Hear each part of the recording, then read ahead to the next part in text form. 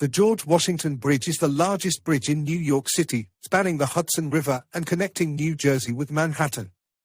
Built in 1931, the bridge is an iconic symbol of the city's skyline and a vital transportation link for millions of commuters and travelers each year.